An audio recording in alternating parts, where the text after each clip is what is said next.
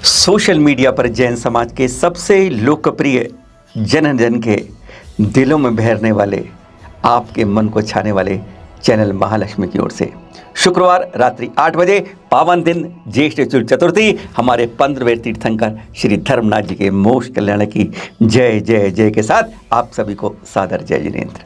पावन दिन है आज हमारे। कहते हैं बस 15वें तीर्थंकर धर्मनाथ जी से ही धर्म विच्छेद हुआ था 7वीं बार, और उसके बाद से अविरल धारा धर्म की चलती आ रही है। ऐसे पावन दिन शुरुआत करते हैं, पर आज बहुत दुख की खबर के साथ अत्याचार की बात संत पर भी और श्रावक पर भी। पहले संत की बात करते हैं। एक बार फिर राजस्थान के जलोर से यह खबर आई है, वहां से धमकी दी गई फिर एक जैन संत को। तमिलनाडु के अंदर धमकी दी गई है कि बाज आ जाओ हमारे खिलाफ बोलने से, नहीं तो हम क्या कर देंगे यह बताने की आवश्यकता नहीं है। अनूप मंडल और धमकी दी है इन्होंने इस बार फिर आचार्य विमल सागर सूरीश्वर जी महाराज जी को, जो साफ साफ स्पष्ट बोलते हैं, गलत को गलत और खरी की खरी सुनाते हैं, चाहे वह जैन संत हो, जैन श्रावक हो या अन्य कोई हो। और अब उनको फिर धमकी दी गई है उनके द्वारा, और अगले दिन शनिवार को सारे कागजात उनके पहुंचा दिए गए, दस्तावेज चेन्नई पुलिस के पास, आईजी के पास। अब उन्होंने इस पर गंभीरता से बात करी है, और उन्होंने इसके साथ ही देखिएगा इस तरीके से चारों तरफ उनकी पुलिस की चौकसी महाराज जी के बढ़ा दी गई है।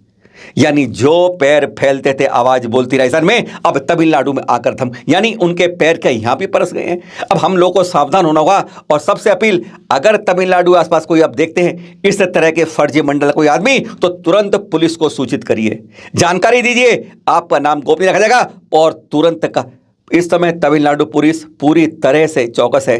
राजस्थान में कार्रवाई हो रही है। सुना है कि कुछ दिनों में इस पर सामने क्या घटनाक्रम है वह भी सामने आएगा। मुंबई में भी तलाशी अभियान हुआ था अभी कुछ समय पहले, वहां भी जानकारी मिली है। यानी इस फर्जी मंडल में अगर चुनाव की राजनीति को रोककर सही रूप से हो तो तुरंत कार्रवाई होनी चाहिए, जो बार बार हमारे जैन संतों पर इस तरीके से धमकियां दे रहे हैं। धमकी देने वाले को छोड़ना नहीं चाहिए, यह तो हमारा न्याय कहता है। और ऐसी कई दुर्घटनाएं होती हैं हमारी वहां पर, जब विहार करते हुए उनके बारे में आरोप इसी मंडल पर कई बार लगते भी हैं। सावधान हो जाइए, क्योंकि एक बार फिर उन्होंने धमकी दे दी हमारे जैन संत को। जैन संत के बाद अब जैन श्रावक पर अत्याचार, पूरे परिवार पर। यह घटना है सागर की, यह भी गत सप्ताह की मंगलवार शाम की बात है, जब कमल जैन सीए परिवार गाड़ी से जा रहे थे कि अचानक वहां पर सामने बाइक पर कुछ लोग, 2 लोग सवार थे, उनसे नोकझोंक होती है। कुछ नहीं, बात खत्म होती है कि वहीं पर थोड़ा आगे बढ़ते हैं कि पीछे 2 गाड़ियों भर के कुछ दबंग लोग आ जाते हैं और उस पूरे परिवार से मारपीट शुरू कर देते हैं। मारपीट और महिलाओं से छेड़खानी तक की आरोप की बात है। यानी कमल जी का परिवार पिटने लगता है, और तब जाके वह थाने में रिपोर्ट करते हैं। मालूम चलता है वह मस्त राम घोषी जो बीजेपी नेता हैं, उनके छोटे भाई गोलू की करतूत है। ये सारी आरोप लगते हैं, पुलिस कार्रवाई करती है और फिर आरोपियों को पकड़ लेती है छेड़खानी और मारपीट के जुर्म में। 2 दिन बाद मस्त राम घोषी जी थाने पहुंचते हैं, आईजी से बात करते हैं, अपनी दबंगई दिखाते हैं कि मैं भाजपा का नेता हूं और मेरे छोटे भाई गोलू ने तो कुछ नहीं किया है, बल्कि उसको पीटा गया है। छेड़खानी तो उसने की ही नहीं, सारे आरोप झूठे हैं, मेरे भाई को तत्काल छोड़ा जाए, जितने आरोपी हैं उनको छोड़ा जाए। बस यही तो नेताओं का खेल होता है। समाज में छोटे जैन परिवार यूं ही पिट जाते हैं और उल्टा उन्हीं पर ही कहते हैं कि वह तो जो पीटने वाला है वह बेकसूर है और जो पिटा है वही कसूरवार है। यही गजब का खेल आज यहाँ दिख जाता है।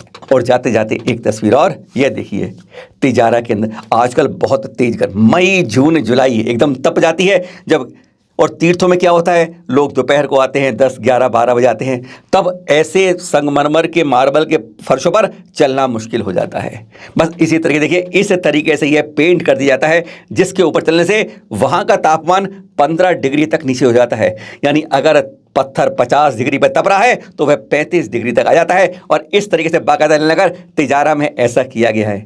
जानते हैं ऐसा पहले भी महावीर जी में ऐसा ही है, जब ऊपर जाते हैं नदी के पार, शांतिनाथ जी का मंदिर है, उस शांतिवा नगर में भी मंदिर के अंदर इसी तरीके से पेंट किया हुआ है। यानी जिस पर आप दोपहर को चलते हैं तो आपके पैर जलते नहीं हैं। है ना अच्छी बात। फिर मिलेंगे आपसे सुबह 8 बजे। सादर जय जिनेन्द्र।